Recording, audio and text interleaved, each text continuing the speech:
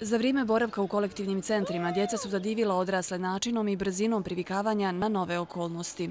Su li vas uplašile ove poplave? Ne. Mene ne. Ni najmanje. Ne. Ni najmanje. Ko vas je ohrabrivao? Niko. Čak i ona djeca koja nisu na tom kognitivnom nivou da mogu shvatiti značaj ove poplava, oni itekako dobro tumače opasnost na osnovu ponašanja ljudi koji njih okružuju. Znači oni nepogrešivo tumače osjećanja na osnovu facijalnih ekspresija i ponašanja roditelja. Tako da za tu malu djecu, da tako kažem, i sam roditelj koji je paničan, uplašen, depresivan ili bijesan može biti izvor traumatskog iskustva. Mama i tete su otišli da vidi kako je stanje kod kuće, ostavila nas sa tetkom, pa će doći. Svako ponašanje koje, tako kažem, iskače iz redovnog repertoara, ali na upadljiv jedan način iz redovnog repertoara ponašanja djece može se tumačiti kao posljedice traume. Naprimjer, gubitak apetita, problemi sa snom, košmari, razdražljivost djece. Je li bio ukusan ovaj ručak? Nisam, pa jest bio, ali nisam ga ni jela, nisam mogla da jedem. Zašto? Pa nisam bila gladna. Tjera li mama ovdje ipak da ručaš kao i kod kuće? I mama je malo blaža sada, je li tako? Jeste.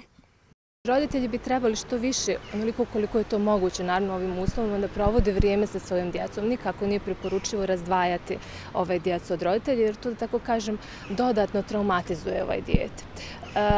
Trebali bi provoditi vrijeme sa njima, razgovarati, ne izbjegavati ove teške teme poput gubitaka ili smrti, provoditi vrijeme naročito pred spavanje sa djecom, uključivati ih u porodične aktivnosti jer djeca vole da budu korisna, vole da učestvuju u nečemu i to utiče na njihovo samopoštovanje i naravno što prije ih vrati u njihovu rutinu. Nedostaje li ti da sve bude kao što je bilo prije ovih poplava? Da, puno. Ono što je bazično u ovom momentu, po mom mišljenju, to je odgovor društva na situaciju u kojoj se trenutno nalaze porodice koje su ugrožene poplavama, a to je materijalna pomoć. Jer to je bazično, je trenutno potrebno za djecu. Znači, djeci je trenutno najpotrebnije da vide da se njihovi domovi izgrađuju ponovo, znači vratiti sigurnost djeci, vratiti sigurnost porodicama i naravno da vide da su njihovi roditelji manje nesrećni, da im se vraća osmijeh na lice, a to će se sve postići kroz, kažem, materijalnu pomoć koja će dati porodicama ugroženim određenu perspektivu.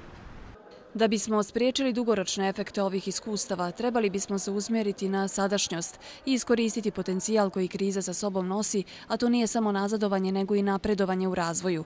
Sva dešavanja nakon poplava i optimističan odgovor na posljedice uz neprestano prisustvo altruizma i solidarnosti na djecu mogu pozitivno uticati.